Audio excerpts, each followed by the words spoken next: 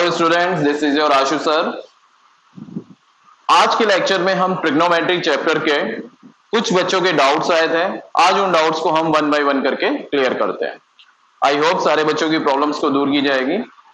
तो सबसे पहले फर्स्ट क्वेश्चन है हमारे पास, if A and B are acute angle such that tan A is equal to 1/3, tan B is equal to 1/2, tan A plus B is equal to tan A plus tan B upon 1 minus tan A tan B. Show that A plus B is equal to 45. ये question पूछा है रति ने। देख लेते हैं question करेंगे कैसे। Simple question है काफी। हमारे पास बस वैल्यू दी गई है tan A की 1/3, tan B की वैल्यू क्या है 1/2। अब tan A और tan B की जो वैल्यूज दी गई हैं हमारे पास, इस वैल्यू को उठा के यहां पर हमें पुट करना है। ठीक है, देखते हैं कैसे करेंगे। tan A plus B is equal to, tan A के प्लेस पर हम क्या पुट करेंगे 1/3, tan B के प्लेस पर क्या पुट करेंगे 1/2 अपॉन 1 माइनस tan A के प्लेस पर क्या पुट करेंगे 1/3 और tan B के प्लेस पर क्या पुट करेंगे 1/2। यहां तक क्लियर हुआ। ऊपर वाले पार्ट में हमने एलसीएम लिया, दैट इज द 6 एलसीएम लिया तो 2 यहां पर आ जाएगा, 3 यहां पर आ जाएगा अपॉन 1 माइनस 1 इंटू 1 करेंगे 1, 3 इंटू 2 मल्टीप्लाई किया कितना आ गया 6, 2 प्लस 3 अपॉन 6 अपॉन, इन दोनों में हमने एलसीएम लिया दैट इज द 6 यहां पर आ जाएगा 6 माइनस 1। यहां तक क्लियर हुआ। अब आगे देखते हैं 2 प्लस 3 कितना हो गया हमारे पास 5 अपॉन में क्या आ रहा था 6। इसी तरह अपॉन में यहां पर क्या था 6 माइनस 1 दैट इज 5/6। 6 से 6 कैंसिल, 5 से 5, हमारे पास क्या निकल के आ रहा है 1 किसकी वैल्यू निकली tan A प्लस B की। tan A प्लस B की वैल्यू क्या निकल के आई 1। इतनी बात समझ में आई। लास्ट लेक्चर में ऐसे क्वेश्चन हमने काफी किए थे जहां पर हमारे पास एक साइड तो tan होता है और दूसरी साइड वैल्यू होती है। यहां एक साइड साइन कॉस कुछ भी आएगा और अदर साइड उसकी वैल्यू होगी। तो हम ऐसे क्वेश्चन में क्या करते हैं, अगर यहां पर tan आया तो यहां पर भी tan होना चाहिए हमारे पास। तो ढूंढेंगे कि tan में 1 कब आता है। हमारे पास ट्रिग्नोमेट्रिक टेबल है, उसमें हमने पढ़ा है कि tan अगर लेफ्ट साइड है तो tan हमारे पास राइट साइड है, और tan जब राइट साइड है तो उसमें 1 आ रहा है। और tan में 1 कब आता है जब tan 45 डिग्री होता है। तो tan A plus B is equal to 1 के प्लेस पर हम क्या लिख देंगे tan 45 डिग्री। tan से tan cancel, A plus B is equal to कितना हो गया 45 डिग्री। क्लियर हो गया यहां तक? कोई कंफ्यूजन तो नहीं है किसी को? तो सिंपल सा तरीका था, A प्लस बी हमें शो करना था 45। हमने tan A और tan B की वैल्यूज को बस क्या किया इस क्वेश्चन में पुट कर दिया।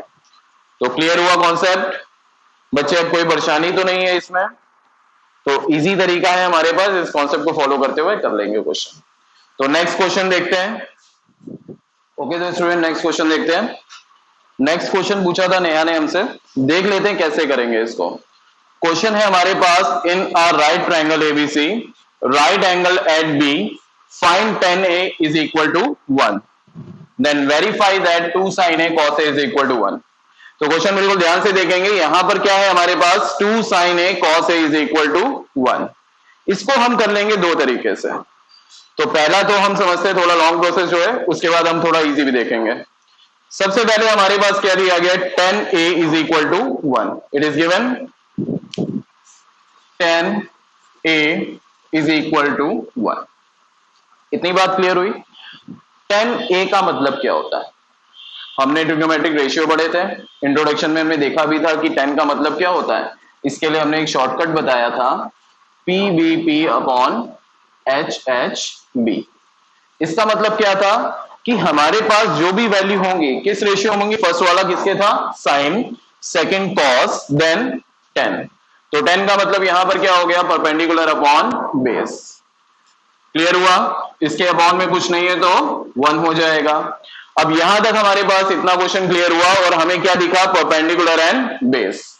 क्या चीज हमारे पास नहीं है किसी ट्राइंगल के अकॉर्डिंग, हाइपोटेन्यूस नहीं है, तो कैसे निकालते हैं, पाइथागोरस थ्योरम से।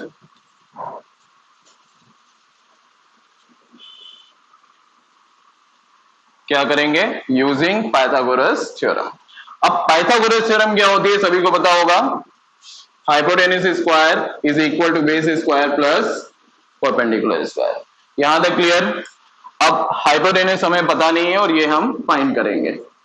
और बेस कितना है हमारे पास, 1 स्क्वायर, परपेंडिकुलर कितना है 1 स्क्वायर, 1 प्लस 1 वैल्यू कितनी आ रही है हमारे पास 2, इसका स्क्वायर रूट करेंगे, वैल्यू कितनी आ गई हाइपोटेन्यूस √2। यहां तक कोई प्रॉब्लम किसी को। इसके बाद हम देख लेते हैं verify that 2 sin a cos a is equal to 1। हमें वेरीफाई करना है कि लेफ्ट साइड जो वैल्यू है इसको सॉल्व करने के बाद आरएचएस हमारा निकलना चाहिए। तो एलएचएस देखेंगे क्या आ रहा है, 2 sin a cos a। Clear हुआ यहां तक। लेकिन इसके पहले हमें दो वैल्यूज की नीड है, साइन एंड कॉस। तो साइन की वैल्यू यहां पर क्या आ रही है, साइन का मतलब होता है P/H। परपेंडिकुलर हमारे पास कितना है 1 और हाइपोटेन्यूस कितना निकाला अभी √2। इसी तरह हम कॉस की वैल्यू को फाइंड करेंगे, कॉस A। कॉस A का मतलब क्या होता है, बेस अपॉन हाइपोटेन्यूस। और बेस हमारे पास कितना है 1 और हाइपोटेन्यूस कितना है √2। इतनी बात क्लियर। अब साइन के प्लेस पर हम साइन की वैल्यू पुट करेंगे, कितनी आ रही है 1/√2। और कॉस के प्लेस पर कॉस की वैल्यू पुट करेंगे 1/√2। तो 2 इंटू 1 इंटू 1 किया कितना आ रहा है 1, √2 इंटू √2 किया कितना आ रहा है 2, 2 से 2 कैंसिल 1। और यही हमें चाहिए था कि आरएचएस में कितना आना चाहिए 1। इतनी बात क्लियर हुई।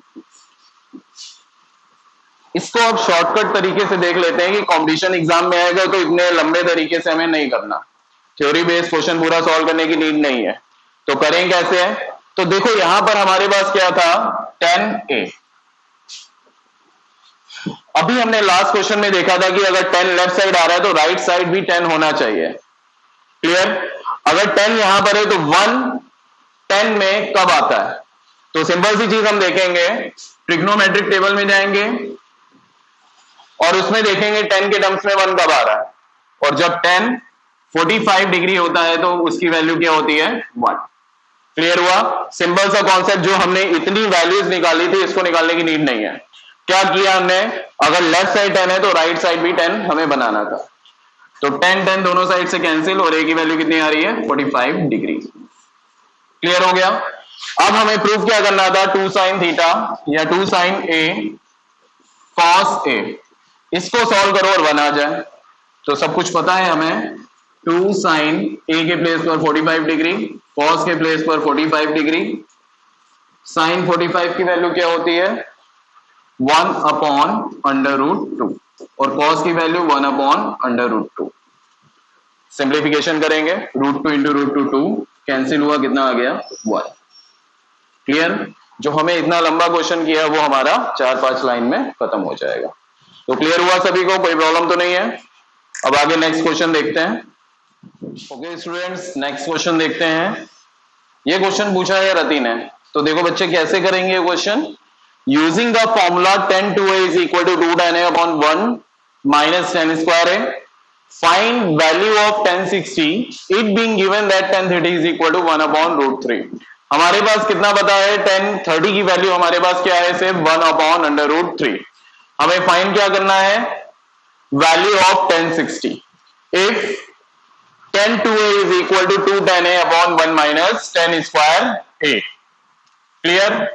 तो इसको यूज करते हैं, 10 2a is equal to 2 tan a 1 minus 10 square a। कितनी बात क्लियर।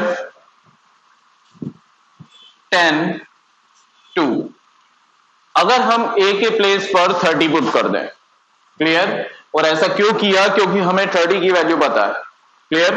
तो a के प्लेस पर हमने क्या किया 30 पुट कर दिया, 2 10 a की जगह 30 degree 1 minus 10 square 30 degree. Simplify करेंगे, यहां पर हमारे पास क्या आ रहा है 1060 डिग्री, 2 इंटू 1030। अब ट्रिग्नोमेट्रिक टेबल में 1030 की वैल्यू देखेंगे क्या होती है 1 अपॉन अंडर रूट 3। 1 माइनस 1030 की value 1 upon under root 3 whole square. इतनी बात क्लियर है? तो 2 इंटू 1 किया तो 2 upon root 3 upon 1 minus 1 upon under root 3 का स्क्वायर किया 3, 2 अपॉन अंडर रूट 3। इन दोनों का एलसीएम हमने क्या ले लिया 3। इन दोनों का एलसीएम हमने क्या लिया 3। जब एलसीएम लिया तो 3 यहां पर मल्टीप्लाई हो जाएगा, 3 minus 1, 1060 is equal to 2 upon under root 3 upon 3 minus 1, 2 हो जाएगा 2 अपॉन 3। अब डिवाइड हो रहा है, डिवाइड को जब हम मल्टीप्लाई में चेंज करते हैं तो क्या हो जाता है, डिवाइड को जब हम मल्टीप्लाई में चेंज करते हैं तो क्या हो जाता है रेसिप्रोकल। क्लियर? जब डिवाइड को मल्टीप्लाई में चेंज करते हैं क्या हो जाता है रेसिप्रोकल। यहां डिवाइड हो रहा था, नीचे वाली डिजिट क्या हो गई रेसिप्रोकल हो जाएगी। क्लियर है ना पॉइंट? तो अब यहां से 2 से 2 कैंसिल हो गया, ऊपर हमें क्या दिख रहा है 3 अपॉन अंडर रूट 3। क्लियर? 1060 में रूट 3 अपॉन रूट 3 कुछ नहीं होता। अब रूट 3 की वैल्यू जो डिनोमिनेटर में है इसका ऊपर नीचे हम मल्टीप्लाई कर देते हैं, 3 upon under root 3 under root 3 upon under root 3। तो ऊपर वैल्यू आएगी 3 अंडर रूट 3 और रूट 3 इंटू रूट 3 क्या हो गया 3, 3 से 3 कैंसिल किया तो 1060 की वैल्यू हमारे पास क्या आ रही है अंडर रूट 3। यही होती थी। क्लियर? 1060 की वैल्यू यही आती है। तो 1030 से हमने किसकी वैल्यू निकाली 1060 की। और ये हमारे पास एक फॉर्मूला होता है जो आगे सीनियर क्लासेस में पढ़ने को मिलेगा। 10 2a का फॉर्मूला क्या होता है 2 10a upon 1 minus 10 square a। Clear हुआ? तो ये फॉर्मूला आगे की क्लासेस से पढ़ने को मिलेगा जिसका यूज करते हुए हमने 1060 की वैल्यू निकाली है। तो कोई डाउट तो नहीं है बच्चे? क्लियर हो गया है? नेक्स्ट क्वेश्चन देखते हैं इसके बाद। तो स्टूडेंट देखते हैं नेक्स्ट क्वेश्चन। ये क्वेश्चन पूछा है हमसे नेहा ने। देखते हैं if 3x is equal to cosec theta, 3x is equal to cosec theta, तो 3 अपॉन x is equal to cot theta, find the value of 3x square minus 1 upon x square. तो बच्चे देखो ये क्वेश्चन करेंगे कैसे, बहुत सिंपल क्वेश्चन है। LHS और RHS को देखते हुए जो हमें क्वेश्चन फाइंड करना है थोड़ा सा उस पर ध्यान देना। कॉन्सेप्ट कैसे समझ में आएगा कि कोई क्वेश्चन में हम क्या स्ट्रेटेजी फॉलो करें कि जिससे वो क्वेश्चन हमारा सॉल्व हो जाए। तो हमें देखना है क्या फाइंड करना है और क्या गिवन है हमारे पास। फाइंड हमें ये करना है कि एक्स स्क्वायर और 1 अपॉन एक्स का स्क्वायर हो रहा है। तो कैसे स्क्वायर हो रहा है, यहां पर तो स्क्वायर है नहीं। क्लियर? यहां पर हमारे पास क्या गिवन था 3x is equal to cosec theta. क्या ये स्क्वायर में है? नहीं है, लेकिन क्वेश्चन में हमसे स्क्वायर पूछा गया है तो इसका मतलब स्क्वायर कर दो। बात समझ में आई? इसका मतलब स्क्वायर कर दो। तो हमने क्या किया squaring on both sides. Clear? दोनों साइड हमने स्क्वायर कर दिया। अगर 3x का स्क्वायर किया तो यहां पर क्या आ गया 9x स्क्वायर, इसका स्क्वायर कर दिया तो हमारे पास क्या हो गया cosec स्क्वायर थीटा। इतनी बात समझ में आ रही है? अब एक तो ये वैल्यू आ गई, इसको हमने नेम दे दिया इक्वेशन फर्स्ट। इतनी बात क्लियर? आगे देखते हैं 3 upon x is equal to cot theta. 3 upon x is equal to cot theta. क्या 3 अपॉन एक्स का यूज हो सकता है? नहीं। यहां पर देखो स्क्वायर आ रहा है, स्क्वायर आ रहा है तो यहां पर भी हमें स्क्वायर करना पड़ेगा। तो स्क्वायर करने के लिए हमने क्या किया दोनों साइड स्क्वायरिंग कर दी, cot थीटा का स्क्वायर। जब इसका स्क्वायर करेंगे तो यहां पर क्या आ रहा है 9 अपॉन एक्स स्क्वायर, इसका स्क्वायर कर दिया तो क्या आ गया cot स्क्वायर थीटा। इतनी बात clear? This is a second equation. कोई प्रॉब्लम यहां तक किसी को? अब देखो, अब इन दोनों को जब हम देख रहे थे तो अचानक से माइंड में एक चीज आ रही है हमारे पास कि हमने इन दोनों से मिलती जुलती कोई एक आइडेंटिटी सीखी थी। क्लियर? जब कॉसेक स्क्वायर थीटा था और कॉड स्क्वायर थीटा था तो इनसे मिलकर कोई एक आइडेंटिटी बन रही थी। वो आइडेंटिटी क्या थी? Cosec square theta minus cot square theta is equal to 1। पहली चीज तो ये है, सोचने का तरीका है। दूसरी चीज क्या हो सकती है कि हम कैसे सोचें? हमने दोनों इक्वेशन बनाई है, दोनों इक्वेशन को माइनस कर दो। जब हमने cosec square theta minus cot square theta किया तो इसका मतलब हमें समझ में आया कि उसकी वैल्यू क्या होती है? 1। क्लियर? एटलीस्ट फॉर्मूला पता होना चाहिए कि ये क्या आइडेंटिटी यूज हुई है यहां पर। तो कॉसेक स्क्वायर थीटा के प्लेस पर हम क्या लिख सकते हैं? 9x square minus cot square theta के प्लेस पर क्या लिख सकते हैं? 9 upon x square is equal to 1। यहां दोनों से हमने 9 कॉमन लिया, ब्रैकेट में क्या आ रहा है? X square minus 1 upon x square is equal to 1। इतनी सी बात समझ में आई। अब इसमें से 3 इंटू 3 कर दिया।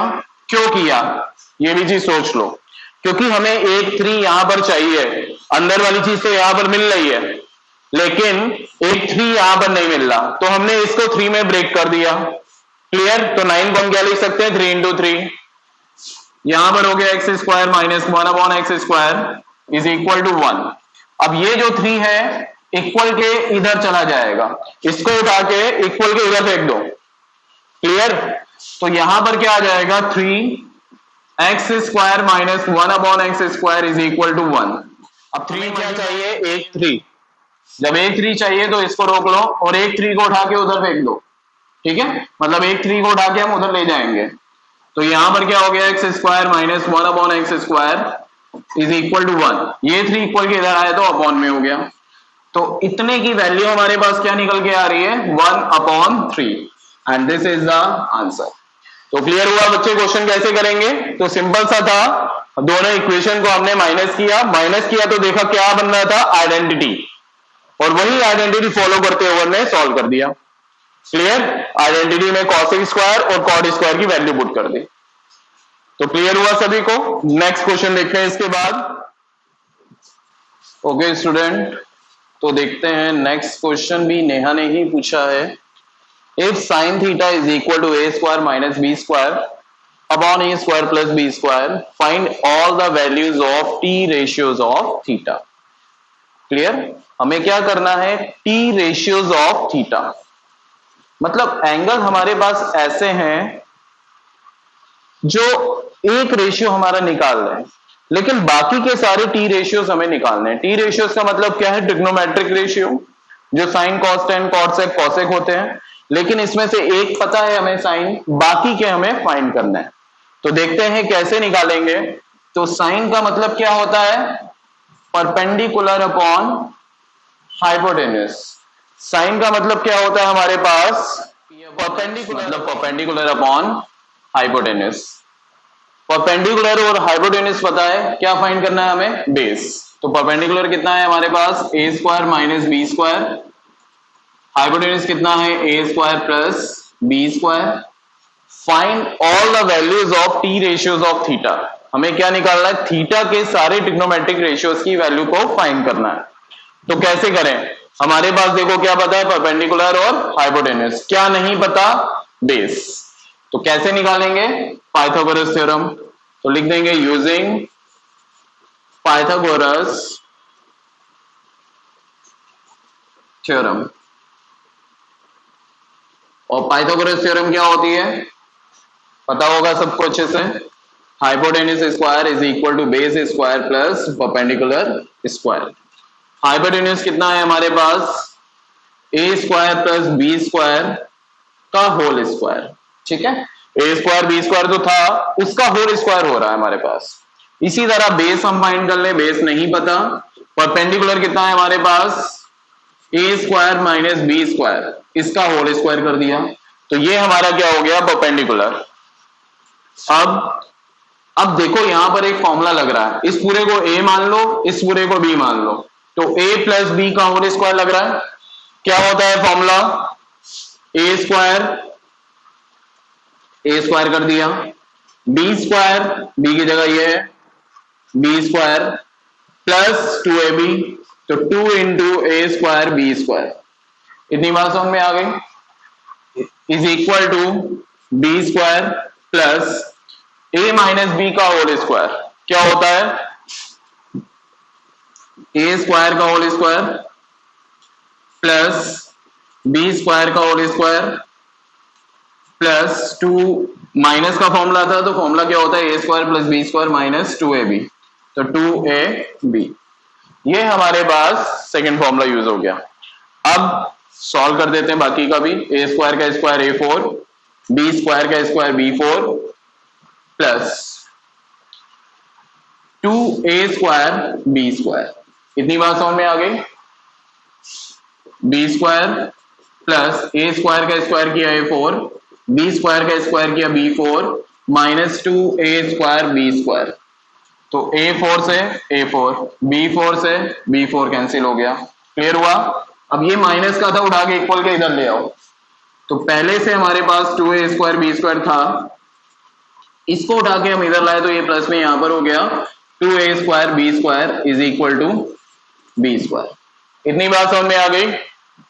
अब बी स्क्वायर की वैल्यू कितनी आ रही है 2 plus 2 4a square B square, square हट के इधर जाएगा तो स्क्वायर रूट में कन्वर्ट हो जाएगा 4a स्क्वायर बी स्क्वायर, इतनी बात समझ में आ गई।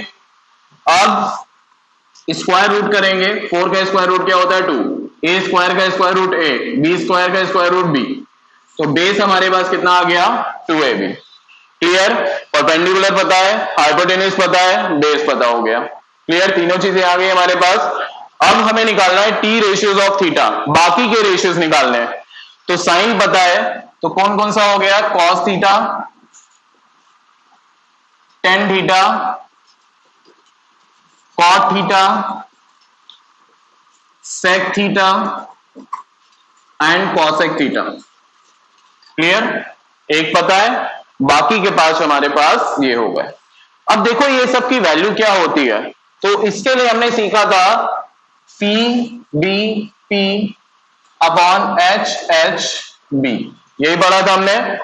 तो पहला होता था sine, then cos, then tan, ठीक है, साइन कॉस टेन इसी राउंड में आएंगे, यहां से चलेंगे और इधर से घूमकर आएंगे, यहां से गए और यहां से आए, तो ये क्या हो गया कॉट, उसके बाद सेक और उसके बाद कॉसेक, और ऑर्डर यही याद रखना sine cos tan cot sec cosec. अब कॉस की वैल्यू क्या होती है बी अपॉन एच, कॉस लिखेंगे, कॉस के नीचे क्या आ रहा है बी अपॉन एच, यहां हमने लिख दिया बी अपॉन एच। उसके बाद टेन की बात करेंगे तो टेन का मतलब क्या होगा P upon B, P upon B. उसके बाद कॉट की बात करेंगे, नीचे से ऊपर की ओर देखो बी अपॉन पी। उसके बाद सेक की बात करेंगे तो एच अपॉन बी। उसके बाद कॉसेक की बात करेंगे तो एच अपॉन पी।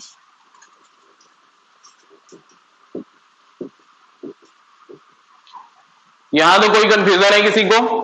अब कॉस का मतलब क्या होता है बेस अपॉन हाइपोटेन्यूस, तो बेस क्या है हमारे पास 2ab, यहां पर हमने लिख दिया 2ab, अपॉन में क्या आ रहा है हाइपोटेन्यूस, हाइपोटेन्यूस कितना है A square plus B square, लिख दिया। अब 10 निकालना है, 10 का मतलब क्या होता है परपेंडिकुलर अपॉन बेस, तो p कितना है यहां से देखा ए स्क्वायर माइनस बी स्क्वायर, और बेस कितना है हमारे पास 2ab, क्लियर हुआ।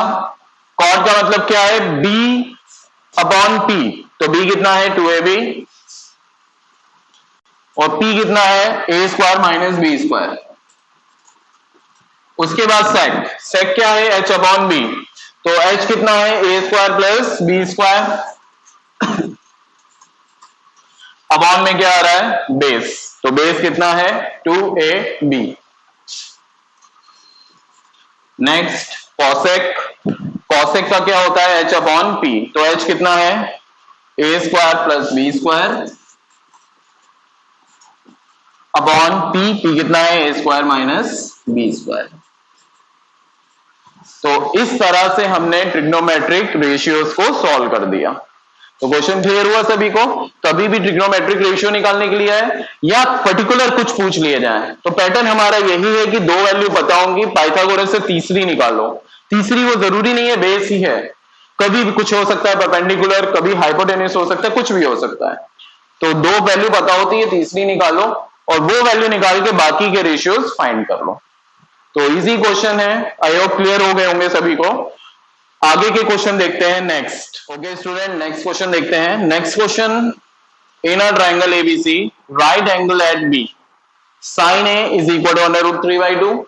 Find the value of tan A plus cot C to tan C minus cot A. ये क्वेश्चन पूछा है कृष्णा ने। तो बच्चे देखो कैसे करेंगे क्वेश्चन। हमने अभी तक जैसे क्वेश्चन बताया, यहां पर क्या है, साइन ए के according under root 3 by 2, clear. तो यहां पर हमारे पास क्या लिखा है, sine A is equal to under root 3 by 2। इतनी बात क्लियर। तो साइन ए का मतलब क्या है, सिर्फ साइन का मतलब देखो, साइन का मतलब क्या है, perpendicular upon hypotenuse under root 3 by 2। इतनी बात क्लियर हो गई। अब जब परपेंडिकुलर पता है, हाइपोटेन्यूस पता है, क्या नहीं पता, बेस। तो पहले हम बेस निकालें। तो बेस कैसे निकालेंगे, पाइथागोरस थ्योरम से। तो लिख देंगे यूजिंग पाइथागोरस थ्योरम।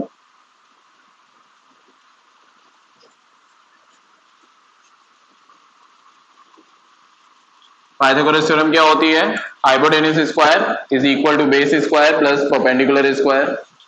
हाइपोटेन्यूस क्या है हमारे पास, 2, तो यहां लिख देंगे 2 स्क्वायर। बेस कितना है हमारे पास, नहीं पता। परपेंडिकुलर कितना है हमारे पास, अंडर रूट 3। अंडर रूट 3 का स्क्वायर किया, देन 2 का स्क्वायर क्या हो जाएगा, 4। बी स्क्वायर रूट 3 का स्क्वायर क्या हो जाएगा, 3।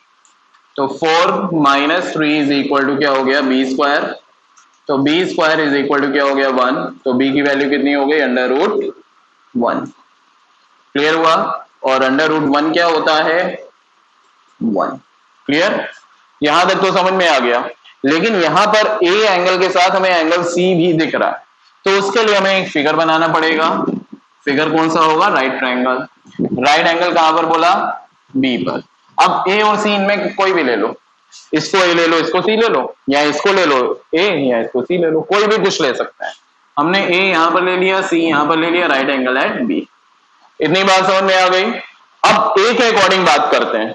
ए के अकॉर्डिंग क्या है, जो एंगल होता है उसके जस्ट सामने वाली साइड क्या है, परपेंडिकुलर। तो ए के अकॉर्डिंग परपेंडिकुलर क्या हो गया, रूट 3, दिस इज रूट 3। और हाइपोटेन्यूस क्या है हमारा, 2। और तीसरी साइड हमने क्या निकाली, बेस 1। अब हमारे पास तीनों चीजें हैं, जो फाइंड करना है वो देखते हैं। सबसे पहले क्या निकालना है, tan A। tan A का मतलब क्या होता है, परपेंडिकुलर अपॉन बेस। ए के अकॉर्डिंग परपेंडिकुलर क्या है, रूट 3। अगर ये परपेंडिकुलर हो गया तो ये क्या हो गया, बेस, दिस इज 1। तो कितना आ रहा है, सिर्फ रूट 3 या root 3 upon 1, according to condition देखेंगे। अब cot C निकालना है। cot C क्या है, C के लिए ये वाला एंगल चूज करेंगे। cot C का मतलब क्या होता है, cot का मतलब बेस अपॉन हाइपोटेन्यूस। cot का मतलब क्या है, बेस अपॉन हाइपोटेन्यूस। तो C के अकॉर्डिंग, इस एंगल के अकॉर्डिंग ये क्या हो जाएगा, परपेंडिकुलर। एंगल के जस्ट सामने वाली साइड क्या हो जाएगी, परपेंडिकुलर। और ये क्या हो जाएगा, बेस। तो बेस कितना आ रहा है हमारे पास,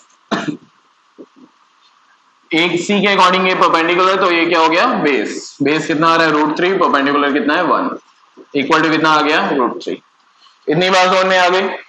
आगे देखते हैं tan C। tan का मतलब क्या होता है, परपेंडिकुलर अपॉन बेस। tan का मतलब क्या है, परपेंडिकुलर अपॉन बेस। अब C के अकॉर्डिंग परपेंडिकुलर क्या हो जाएगा, 1। अगर ये परपेंडिकुलर हो गया तो ये क्या हो गया, बेस। तो बेस हो गया रूट 3। अब नेक्स्ट क्या निकालना है, cot A। cot का मतलब क्या होता है, बेस अपॉन परपेंडिकुलर। अब A के अकॉर्डिंग परपेंडिकुलर ये हो गया, तो बेस क्या हो गया, ये 1 बेस, A के अकॉर्डिंग परपेंडिकुलर रूट 3। तो समझ में आई बात। कहने का मतलब सेम ये है कि जो एंगल हम लेंगे, मतलब जो एंगल यहां पर दिखा होगा उसके जस्ट सामने वाली साइड परपेंडिकुलर और दूसरी साइड क्या हो जाती है, बेस। क्लियर हुआ यहां तक, कोई कंफ्यूजन तो नहीं है? इसके बाद सॉल्व कर लेते हैं जो फाइंड करना है। tan a plus cot c 2 tan c minus cot a 2 tan a का मतलब क्या है? tan a का मतलब क्या है? √3 प्लस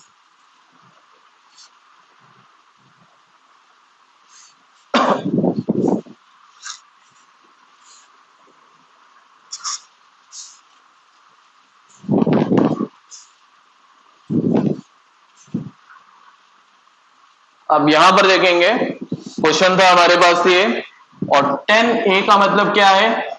tan की वैल्यू हमारे पास कितनी दी गई है? √3 माइनस cot c, cot की वैल्यू क्या दी गई? cot c की √3 अपॉन 2 tan c की वैल्यू कितनी है? 1/√3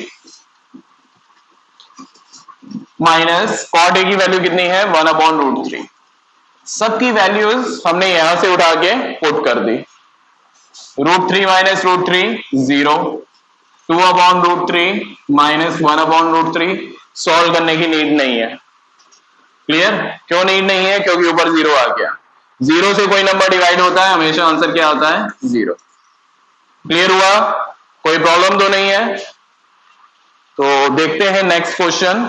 इसमें कोई डाउट हो तो पूछ सकते हैं। क्लियर? तो नेक्स्ट क्वेश्चन देखते हैं। बस if 3 cot a is equal to 4, check whether 1 minus tan square a is equal to cos square a minus sin square a or not। मतलब LHS जो है वो RHS के इक्वल आ रहा है कि नहीं आ रहा है, ये चेक करना है।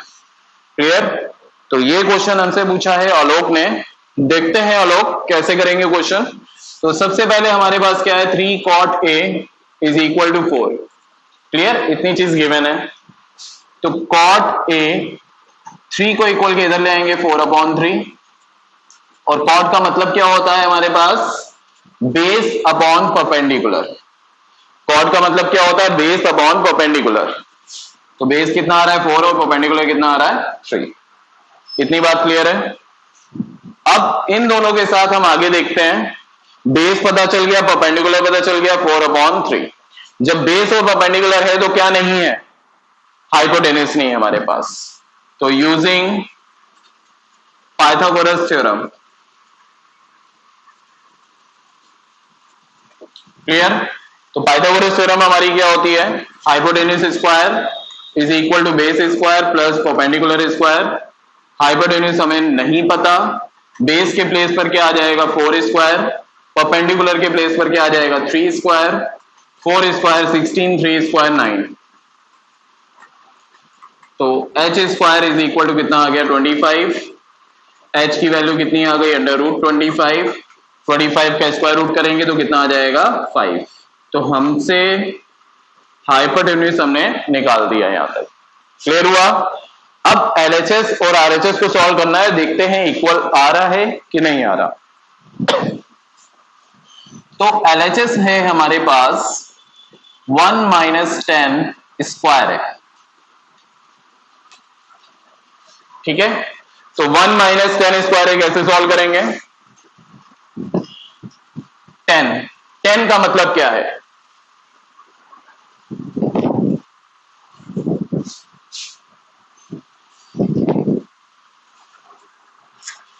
हाइपोटेन्यूस कितना आ गया? 5। इसके बाद हम देखते हैं हमें यहां पर टर्म्स कौन से दिख रहे हैं? 10 cos sin, तीनों की वैल्यूज निकाल लेते हैं। 10 का मतलब क्या होता है? Perpendicular upon base. cos a, cos का मतलब base upon hypotenuse. sin a, sin का मतलब परपेंडिकुलर अपॉन हाइपोटेन्यूस। तो 10 का मतलब क्या हो गया? Perpendicular upon base. परपेंडिकुलर कितना हो गया? 3, बेस कितना हो गया? 4। क्लियर? cos का मतलब क्या है? Base upon hypotenuse. तो cos के अकॉर्डिंग बेस कितना आ रहा है? 4, और हाइपोटेन्यूस कितना आ रहा है? अभी निकाला है हमने 5। और साइन का मतलब क्या है? Perpendicular upon hypotenuse. परपेंडिकुलर कितना है? 3, और हाइपोटेन्यूस अभी निकाला 5। समझ में आ गया? अब LHS सॉल्व कर लेते हैं। LHS में क्या है हमारे पास? 1 माइनस 10 स्क्वायर है। 1 के प्लेस पर 1, 10 के प्लेस पर हम क्या लिख सकते हैं 3/4 होल स्क्वायर, क्योंकि स्क्वायर हो रहा था ना यहां पर। तो 1 माइनस 3 का स्क्वायर किया 9, 4 का स्क्वायर कितना हो गया 16। इतनी बात क्लियर। अब हम एलसीएम लेंगे, कितना आ गया 16। 16 यहां पर मल्टीप्लाई होगा, 9 को ऐसे ही लिखा रहने देंगे।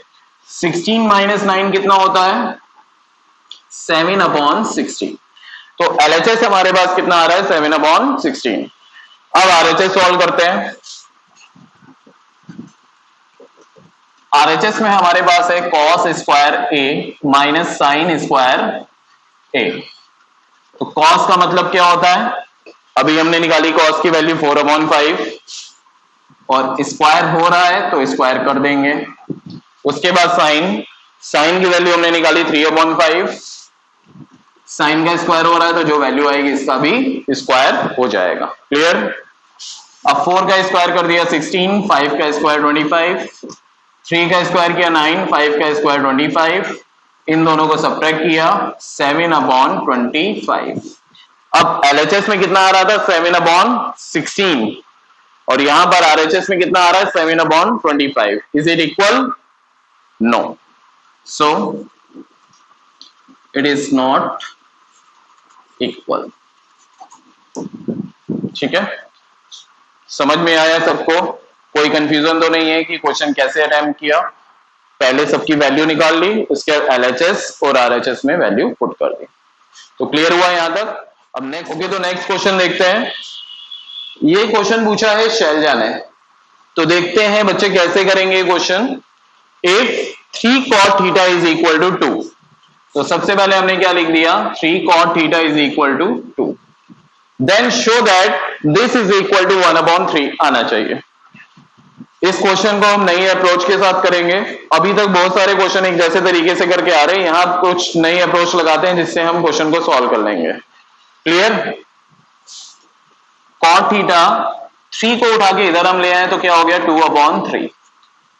2/3 का मतलब क्या है, हमारे पास बेस और परपेंडिकुलर है, क्या निकालना है हाइपोटेन्यूज। लेकिन इस तरीके से हम लगातार करते चले आ रहे हैं। पाइथागोरस थ्योरम लगाई, फिर साइन और कॉस की वैल्यू निकाली और पुट कर दी। ठीक है, एक तरीका तो ये था हमारे पास कि कॉट का मतलब क्या है base upon base upon perpendicular, hypotenuse निकाला, निकालने के बाद साइन कॉस की वैल्यू निकाली, पुट कर दी, 1/3 आ जाएगा। क्लियर। तो यहां पर क्वेश्चन को हम थोड़ा सा चेंज करते हैं, क्वेश्चन को नहीं चेंज करते, अपने मेथड को चेंज करते हैं। ठीक है, और देखते हैं कि हम किस तरह से इसको सिंप्लीफाई करेंगे। Clear. Trigonometry only wants simplification. तो ध्यान हमें यह रखना है कि किस तरह से हम कौन सी अप्रोच के साथ इसको सॉल्व करें कि क्वेश्चन हमारा थोड़ा सा सिंप्लीफाई हो जाए, थोड़ा सा इजी तरीके से सिंप्लीफाई हो जाए। तो इसको देखते हैं कैसे करेंगे। कॉट की वैल्यू हमें पता है, एलएचएस सॉल्व करते हैं। अब LHS is equal to 4 sin theta minus 3 cos theta 2 sin theta 6 cos theta. इतनी बात क्लियर। अब देखो, क्या इनमें से हम किसी टर्म्स को कॉट बना सकते हैं? सोचो थोड़ा सा, कॉट कब बनता है, कॉट कब बनता है इसके अकॉर्डिंग, जब कॉस अपॉन साइन लिखा होता है। ठीक है, कॉट का मतलब क्या होता है, कॉस अपॉन साइन ही होता है ना। और जब कॉस अपॉन साइन होगा उसका मतलब क्या होगा, कॉट थीटा। तो यहां पे हम क्या कॉस बना सकते हैं या कॉट बना सकते हैं? यहां पर किसी को देखेंगे कैसे। कॉट बनाने के लिए हमें इसके अपॉन में साइन आना चाहिए। क्लियर। हमें इसको मत देखो क्योंकि इसको नहीं बना सकते हम। कॉस के अपॉन में ही कुछ चाहिए, अपॉन में क्या चाहिए, साइन। तो साइन इसके डिवाइड हो रहा है तो इसका मतलब ये क्या बन जाएगा, कॉट बन जाएगा।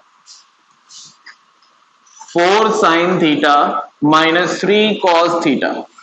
हमने क्या किया, ऊपर वाले पार्ट में और नीचे वाले पार्ट में कोई भी काम एक जगह नहीं करते, करेंगे तो न्यूमरेटर डिनोमिनेटर दोनों में। क्लियर। हमने ऊपर और नीचे की वैल्यू में साइन से डिवाइड कर दिया। ठीक है, यहां भी ऐसे ही करेंगे। 2 sin theta minus plus 6 cos theta upon sine theta. इतनी बात समझ में आई? यहां तक कोई कंफ्यूजन तो नहीं? हमने क्या किया, ऊपर और नीचे साइन से डिवाइड कर दिया। अब 4 साइन थीटा सेपरेट कर दिया upon sine theta, minus 3 cos theta upon sine theta upon, clear? ऊपर वाला पार्ट हो गया। नीचे वाले पार्ट को भी सेपरेट कर दें, 2 sine theta upon sine theta plus 6 cos theta upon sine theta. यहां तक क्लियर हुआ? समझ में आ रहा है ना? अब साइन से क्या हम साइन को कट कर सकते हैं? बिल्कुल। क्या यहां पर साइन से साइन को कट कर सकते हैं? बिल्कुल। अब यहां पर देखो क्या बच रहा है, 4 माइनस, यहां से क्या है 4 माइनस कॉस अपॉन साइन क्या होता है? कॉट होता है, जिसकी हमें नीड थी। तो ये हो गया 3 कॉट थीटा अपॉन, साइन से साइन कटा था, यहां क्या बचा 2 plus cos upon sine cut गया, क्या बना 6 कॉट थीटा। अब तो कोई परेशानी की बात नहीं, क्योंकि हमें कॉट थीटा की वैल्यू पता है। तो यहां पर हमने कर दिया 3 into 2 upon 3, 2 plus 6 into cot की जगह 2 अपॉन 3, 3 से 3 को कैंसिल किया, 3 से इसको कैंसिल किया 2, 4 माइनस 2, यहां पर हो गया 2 प्लस 2 2 जा 4, तो 4 माइनस 2 2, 2 प्लस 4 6, कैंसिल किया, क्वेश्चन आंसर आ गया हमारा 1 अपॉन 3, और 1 अपॉन 3 RHS में हमें लाना था। क्लियर? तो ये हमारा किसके इक्वल हो गया? RHS, hence proved. तो क्लियर हुआ क्वेश्चन? जो क्वेश्चन बहुत बड़ा होना था, लेकिन वो थोड़े छोटे में हो गया सिंप्लीफाई। तो यही देखना है कि हम किस अप्रोच से करें तो क्वेश्चन हमारा थोड़ा जल्दी सॉल्व हो जाए। आ जाएगी हैबिट धीरे धीरे प्रैक्टिस करने पर, और सब चीजें क्लियर हो जाएंगी। जरूरी नहीं कि हमें समझ में नहीं आएगा कि क्या करें, आ जाएगा, लेकिन थोड़ी सी प्रैक्टिस की रिक्वायरमेंट है। प्रैक्टिस करो, अपने आप ये सब चीजें माइंड में आ जाएंगी कब क्या करना है हमें। तो क्लियर हुआ? इसी के साथ लेक्चर ओवर करते हैं, और नेक्स्ट लेक्चर में हम न्यू चैप्टर के साथ मिलेंगे, और इंट्रोडक्शन बिल्कुल भी मिस नहीं करेंगे। Clear? Okay, thank you. Next lecture में मिलते हैं।